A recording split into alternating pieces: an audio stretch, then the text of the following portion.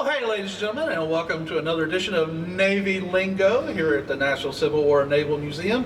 Well, for this episode, you've caught me swabbing the deck.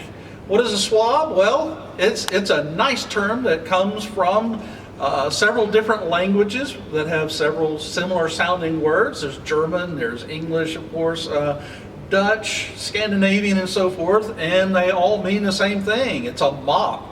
Now, it's a noun, but it's also a useful term because it's the verb, the action of swabbing the deck.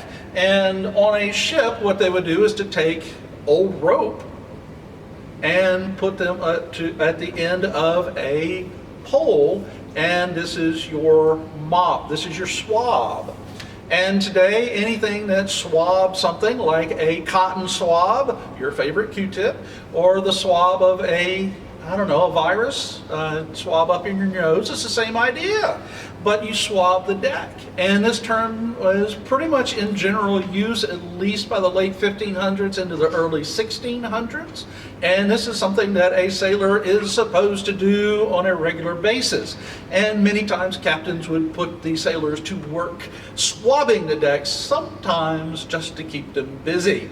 Now, of course, as the Civil War came along, swabbing the deck is much more important because you've got coal dust coming out of those funnels on those ships, and so you've got this layer of coal across the ship, so it is important to keep those decks clean.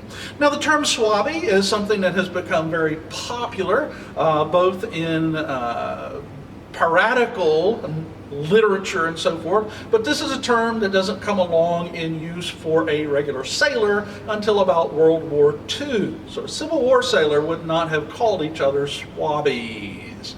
Well, anyway, ladies and gentlemen, thank you for joining us for another edition of Navy Lingo. And if you like our programs here, please make sure you click that like on our various social media platforms.